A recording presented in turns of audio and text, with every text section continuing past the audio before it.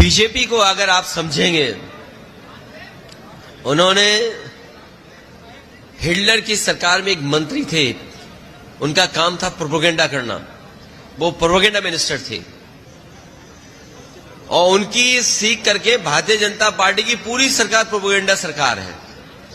तो ये प्रोपेगेंडा की यूनिट्स हैं इनकी, उन्हीं का मुकाबला हमारा कार्यकर्ता नेता करेंगे।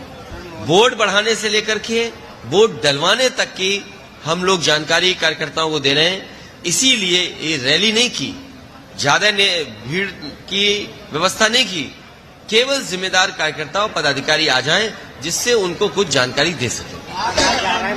मोदी जी अभी से ही गारंटी ले रहे हैं, वो कह रहे हैं 24 में हमारी वापसी होगी, जिसका उद्घाटन हम करते हैं उसका शिलान्यास करते हैं, उसका उद्घाटन भी हम ही करेंगे। ये नहीं बताया कि दूसरे के कामों का भी उद्घाटन करते हैं,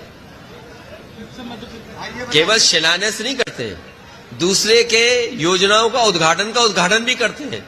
अगर आप किसी उद्घाटन की बात कर रहे हो तो कई ऐसे प्रोजेक्ट थे जो समाजवादियों ने शुरू किए थे, वो अभी तो पूरे नहीं हुए, और जो पूरे हो गए थे समाजवादी सरकार में उसका उद्घाटन हो गया था, उसका उद्घाटन किया इन्होंने।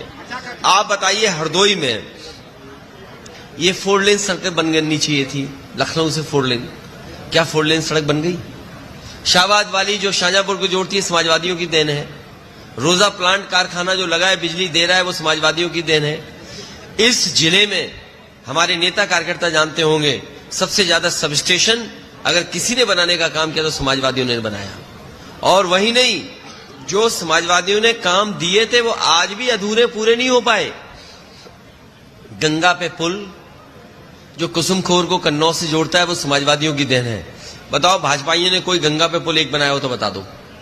संडीला में पेप्सी का सबसे बड़ा प्लांट लगा है, वो देश का नहीं, आपके साउथ ईस्ट एशिया का सबसे बड़ा पेप्सी का प्लांट है वो। तो वो किसकी देन है? समाजवादियों की इंडस्ट्रियल पॉलिसी के तहत वो सबसे बड़ा पेप्सी का प्लांट अगर कहीं लगा तो संडीला में लगा। न केवल वो लगा, बल्कि टेंडरी को सुविधा देने के लिए और कारखाने भी समाजवादियों ने लगाए। और ये बात मैं इसलिए कह रहा हूं कि इसमें 1000 करोड़ से ज्यादा का बजट खर्च हो चुका है। यहां अगर कोई प्रधान होगा, गांव स्तर पे राजनीति करता होगा, तो जानता होगा कि सरकार की तरफ से पैसा आ रहा है, थोड़ा बहुत पैसा दे रहे हैं। बजट में तो कहते हैं 1000 करोड़ दे रहे हैं, लेकिन सच्चाई ये है, जमीन पर पहुंचते पहुंचते वो 1000 करोड़ रुपए कहां चले जा रहे हैं किसी को नहीं पता। ये इतनी बड़ी समस्या हो गई है कि अब सरकार के भी हाथ में नहीं बचा है। अभी तो सांड नहीं खत्म कर पाए। ये सरकार के लोग हैं जो उत्तर प्रदेश को $1 ट्रिलियन इकोनॉमी और भारत को विश्वगुरु बनाना चाहते थे। और जो लोग जानते होंगे, विश्वगुरु बनाने वालों की सरकार चलते हुए देख रहे होंगे, तो बताओ आज डेंगू बीमारी से कितने लोग बीमार हैं? कोई गांव नहीं बचा जहां डेंगू बीमारी से लोग पीड़ित न हों। जिला अस्पताल दिखाइए या कोई मेडिकल कॉलेज दिखाइए, हर जगह डेंगू के मरीज बैठे हैं, एक बिस्तर पे 2-2 लेटे हैं, लेकिन इस सरकार के पास कोई इंतजाम नहीं। अगर सरकार मच्छर भी नहीं भगा पा रही है तो सोचो $1 ट्रिलियन इकोनॉमी कैसे बना पाएगी। जो लोग विश्वगुरु बनना चाहते हैं, कम से कम मच्छर से बचा लो हमारे उत्तर प्रदेश को, देश को, तब जाकर के विश्वगुरु बनोगे। अभी मैं राज्यपाल कश्यप जी का सुन रहा था भाषण। उन्होंने कहा कि मैं 20 फुट का गेट कूद करके चला गया। फिर मैंने आदरणीय राजीव वर्मा जी का सुना, उन्होंने कहा कि 10 फुट कूद करके मैं चला गया।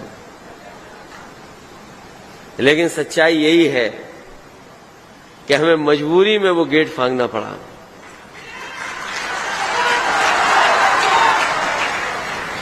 जो लोग समाजवादी इतिहास को पढ़े होंगे, जानते होंगे, जयप्रकाश जी ने कभी आह्वान किया था संपूर्ण क्रांति का, और संपूर्ण क्रांति का आह्वान कर करके पूरे देश को एक कर दिया था। सभी राजनीतिक दल एक हो गए थे और उस समय जो सरकार थी उसके खिलाफ खड़े हो गए और संपूर्ण क्रांति का नारा इतना जमीन पर पहुंचा कि उस समय की सरकार दिल्ली से हट गई। उन्होंने उस समय लोकतंत्र को बचाया था। गरीब किसान और जो चरम सीमा पर महंगाई थी, बेरोजगारी थी और चरम सीमा पर भ्रष्टाचार था, उसको हटाने के लिए संपूर्ण क्रांति का नारा दिया था।